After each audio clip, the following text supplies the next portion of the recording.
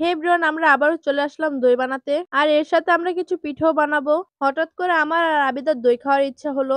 আর ভাবলাম ঘরে যেহেতু আমরা দই বানাতে পারি তাই ঘরে বানিয়ে খাই। এখানে আমরা 1 কেজি পরিমাপ দুধের দই বানাবো। ক্যারামেলটা যখন লাল হয়ে যাবে তখন আস্তে আস্তে করে দুধটা আমাদের দিয়ে দিতে হবে। অনেকেরই এরকম হয় ক্যারামেলের উপর দুধটা দিলে নগদ ছানা হয়ে যায়। দুধটা ছানা হয়ে যাওয়ার কারণটা হলো যখন আমরা ক্যারামেলের উপর দুধটা দিই তখন আমরা দুধটা গরমই ঢেলে দিই। তাই ক্যারামেলের সাথে দুধটা মিশে দুধটা ছানা হয়ে যায়। দই পারফেক্ট বানাতে হলে দুধটা ঠান্ডা করে ক্যারামেলের সাথে মিশাতে হবে। এরপর সময় লাগিয়ে অনেকক্ষণ দুধটা জাল দিতে হবে। 1 কেজি দুধ আমরা জাল দিয়ে আধা কেজি থেকেও কম করে নিয়েছি। আপনারা চাইলে দুধটা কমও জাল দিতে পারেন। তাতে দইটা খেতে নরমাল দইয়ের মতো লাগবে। আর যদি বেশি করে দুধটা জাল দেন তাহলে একেবারে বগুড়া দইয়ের মতো স্বাদটা লাগবে। আমরা দইগুলো সেট করেছি প্লাস্টিকের বক্সে। এই বক্সে পারফেক্ট ভাবে দইগুলো জমে যাবে। আবিদ আবার পিঠা বানানোর জন্য চালের গুঁড়োগুলো সিদ্ধ করে নিল। আমরা এখন সিদ্ধ পুলি পিঠা বানাবো। আর আমিও অন্য পাশে কিছু ফুড কালার মিশিয়ে কিছু চাউলের গুঁড়ি সিদ্ধ করে নিলাম। আর এটা দিয়ে মিষ্টি কুমড়া পিঠা বানাবো।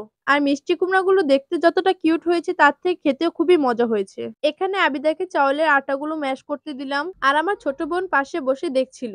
ওর জুসের কালার আর আটার কালার একই হয়ে গেছে, তাই না? আর অন্য পাশে আমি সাদা চালের আটাগুলো ম্যাশ করে নিলাম। এই চালের আটাগুলো গরম অবস্থায় ভালো করে ম্যাশ করে নিতে হবে, নয়তো চালগুলো দানা দানা হয়ে যাবে। আমাদের 2টা আটায় ম্যাশ করা হয়ে গেছে।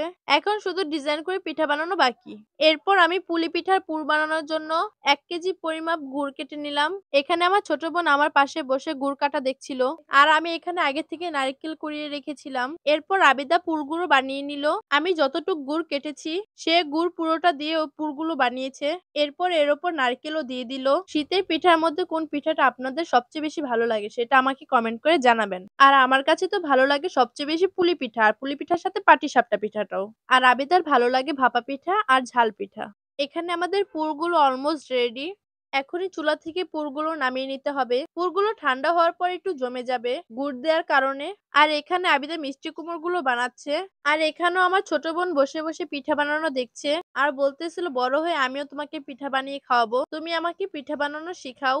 আবিদা পিঠার ভিতরে বেশি বেশি করে পুর ঢুকিয়ে এরকম সুন্দর করে মিষ্টি কুমড়া বানাচ্ছে। মিষ্টি কুমড়াটা দেখতে কত কিউট লাগছে, তাই না? আর অন্য পাশে আমি সাদা আটার ভিতরে পুর ঢুকিয়ে গোল গোল বানিয়ে নিলাম। আর আবিদা অনেকগুলো মিষ্টি কুমড়ো বানিয়ে নিল। ঠান্ডা হওয়ার পর পুরগুলো এমনই জমে যায়। আর মিষ্টি কুমড়াগুলো দেখতে কত কিউট লাগছে, তাই না? এরপর সাদা আটার ভিতর পুর ঢুকিয়ে যে পিঠাগুলো আমি বানিয়েছিলাম তার থেকে 2টা নিয়ে আমি 2টা কদম ফুল পিঠা বানালাম। এগুলো কিন্তু দেখতে খুবই সুন্দর লাগছিল।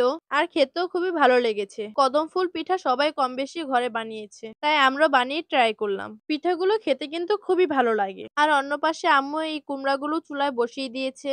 দেখতে পুরো আসল কুমড়ার মতো লাগছে, তাই না?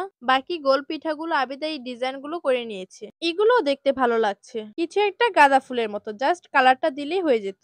আমাদের কুমড়াগুলো রেডি। কুমড়াগুলো ভাপের থেকে নামিয়ে নিল।